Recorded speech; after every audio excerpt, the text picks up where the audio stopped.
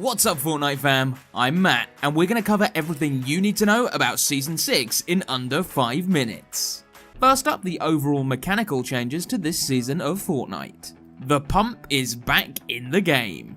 You'll be able to pick up this fan favourite at uncommon through legendary rarities, alongside the revolver. Meanwhile, the snipers and heavy ARs have gone into the vault. But you shouldn't worry too much about those vaulted items, because there are a whole bunch of new items coming to the game that you can actually craft in your new inventory with animal bones and mechanical parts. The makeshift rifle, shotgun, submachine gun, and a whole bunch of powerful primal variants have been added to the game.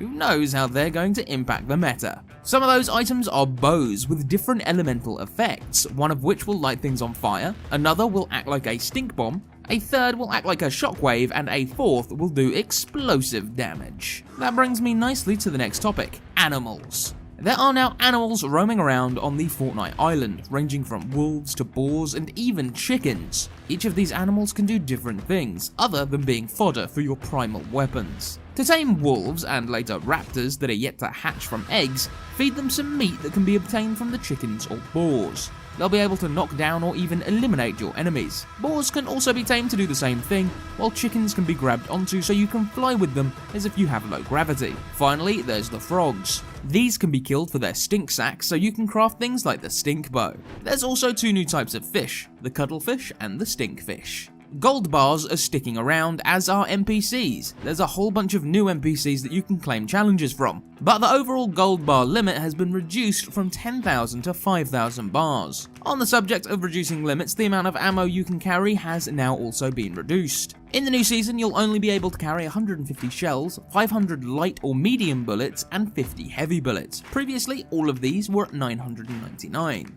Zip lines and supply drops have also had small adjustments. Your uphill speed has been increased on zip lines, while your downhill speed has been decreased. Meanwhile, the supply drops will now only drop once per zone. There's also a new type of chest called bunker chests that have now been added to the game. These primal chests will contain powerful weapons that can range from rare to legendary, including things like rocket launchers.